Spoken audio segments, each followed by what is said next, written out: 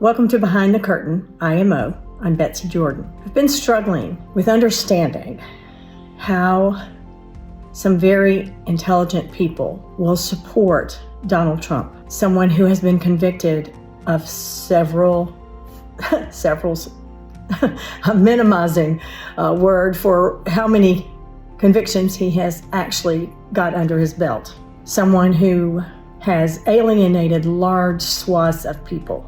Some of my very liberal, intelligent friends have said that to support Donald Trump means that you're not intelligent. I find that not to be helpful. There has to be some reason. So in struggling with this, I struggle with this because my interest is in having us join hands, not in divisiveness.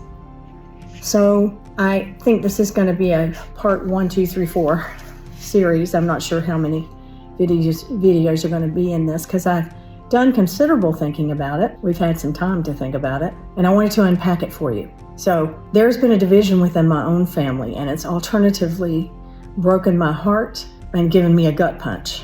I guess it's the same thing, but one has me afraid that this rift will not mend. The other just is like, how can someone that I love support someone who really is trying to take my rights away, right? And so I saw this division a long time ago. If I look to a cause or a root, I saw the seeds of its division long ago. As I grew up in a world where women had more choices than my mother had, for example. I'm afraid that we may be turning back the clock and my daughter will not have those choices, but I digress. But I exercised my choices. I left home. I pioneered some things in my life, things that my family had never done. And I exercised those choices in ways that made my family scratch their heads and think that I was sort of the black sheep of the family. But that's not how they portrayed me, and certainly not how they talked to my face about me or anything like that. Sometimes I also felt like the golden child because I very much felt like I was leading my family in a certain direction. That meant that I had more freedom and more openness to new and ever-expanding opportunities. I got married, but that's for another channel, another book, another time. There are so many things I could say about my personal life at this point are going to remain unsaid. But many of us women weren't of the same age will know what I'm talking about when I say we had freedoms that had never before been exercised by women, and so for me there was a tendency to take it for granted. I was naively tripping through life assuming that I could speak up, and I did, and I have, and I continue to. I encouraged my daughter all her life to speak up for herself, to have an emotional language, to have an intellectual language, and to believe that the world was her oyster and that she could do anything. And wasn't that great? In fact, until recent years, I would say to you, I had not experienced knowingly in ways that I identified discrimination. That was a naive statement. What it had been is that I had not owned my decisions and my choices and been accountable for them at the level I'd need to recognize how discrimination was at play in my life. I noticed discrimination but didn't want to put a name to it, didn't want to call it out. And why? I went to a high school that was 60% black. I played on a basketball team where I was in the minority, one of 3. But I was still treated better. I was treated better because of the color of my skin. I wasn't really aware of the distinction of how I was being treated because I never felt mistreated. I did notice color more in a curious way, like, why do you call your skin ashy when we call it dry? And, well, I guess it looks ashy. And noticing the differences between us as a way of curiosity rather than a way of dividing us. I never liked the feeling when I recognized it that I was treated in a superior way.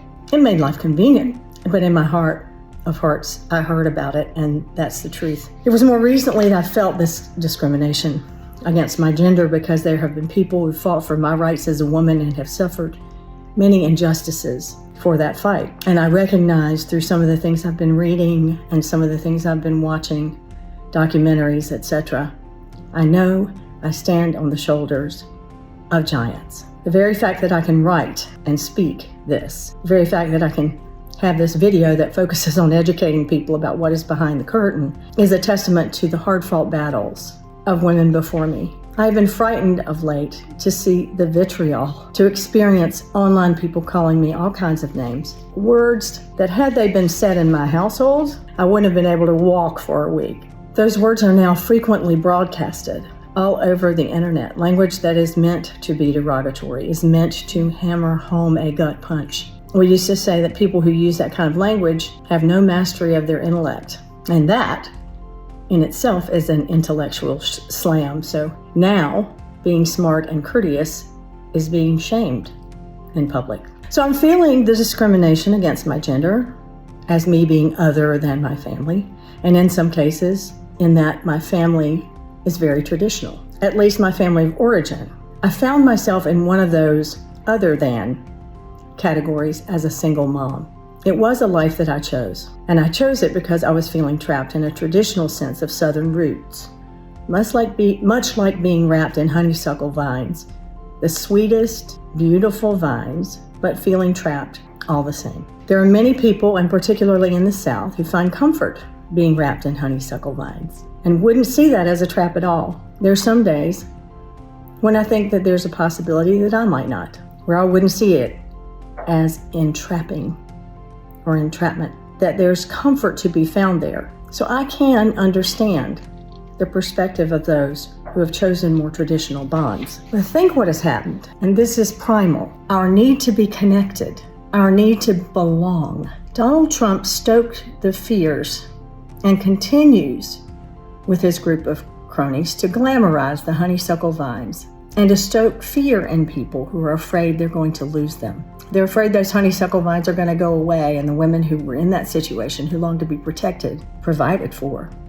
and cherished, have glamorized those honeysuckle vines. And they believe if we continue in the manner in which America is going, we're going to lose the dream of those honeysuckle vines. And so the fear of losing this way of life has people justifying any action whatsoever to protect it, when honestly, the honeysuckle vines often are not that sweet. To be that structured has a dark side. When it has been said that familiarity breeds contempt, we see more times than not when a person feels controlled. They rebel, not always, but we don't see a lot of great examples of happy, lifelong marriages. In fact, we see just the opposite. Now, this is not me saying that marriage is a bad thing. It's me saying that as a way of life, it is not for everyone. It is for some people, but the separation of what is us and them, meaning what are married couples and what are not married couples, and what should be allowed in this country to protect the sanctity of marriage, is only an illusion to begin with. So the fear that this way of life is going to disappear, which is now glamorized by the idea that you're going to make America great again, getting back to those kinds of glamorized times and not to the violence in those homes that occurred. If you are looking to have the rest of America control their desire to live as they want, to be free, to live in a country that is not controlled by a particular religion, well then what you will end up with is a document like Project 2025. There are people that say I'm lying about that Project 2025 is not what the Republican Party wanted to do.